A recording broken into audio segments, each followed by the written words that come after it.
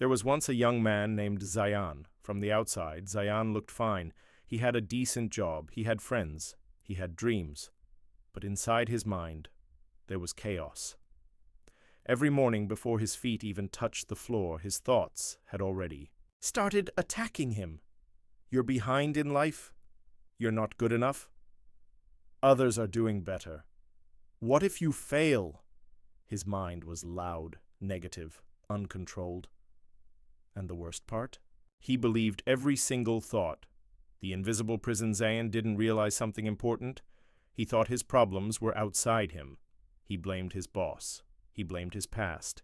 He blamed his luck. He blamed his circumstances. But the real battlefield was inside his head. His mind was like a wild horse, powerful, strong, but completely untrained.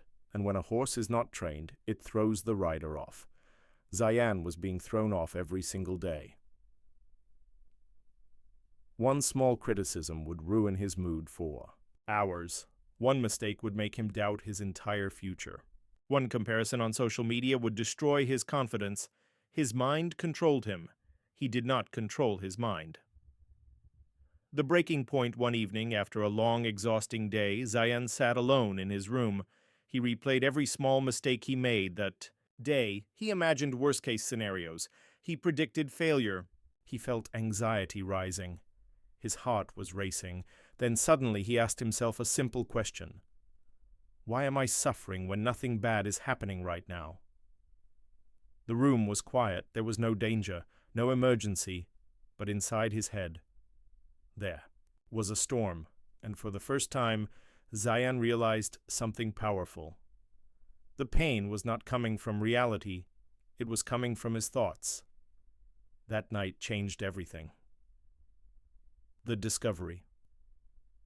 The next day, Zayan visited an old teacher he respected deeply.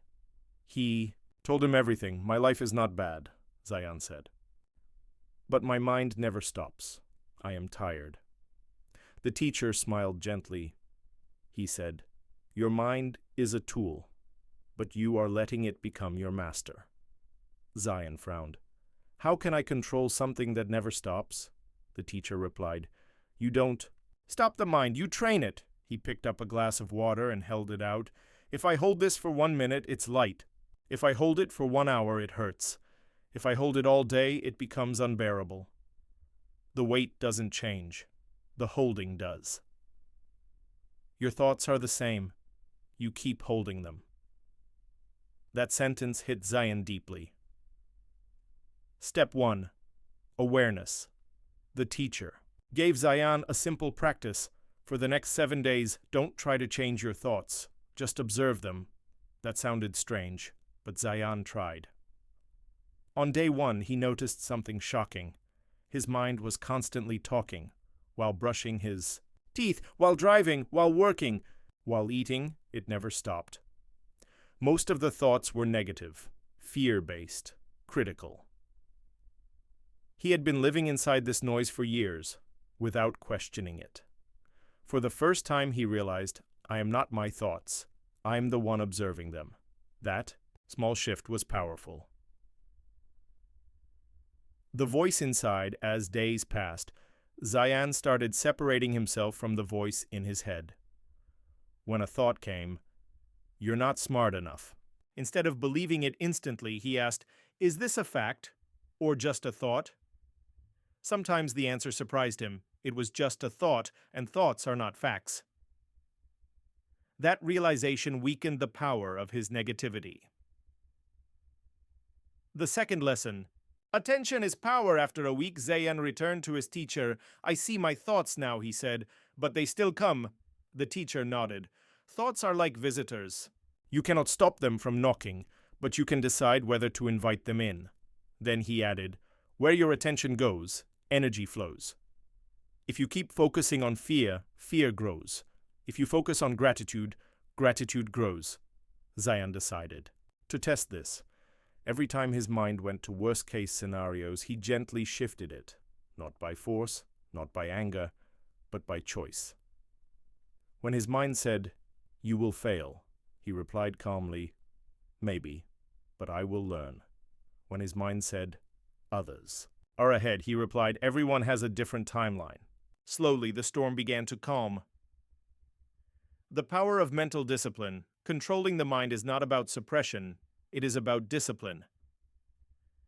Zayan started building small habits. He stopped checking his phone first thing in the morning. He started reading for 10 minutes daily. He practiced deep breathing when anxiety came.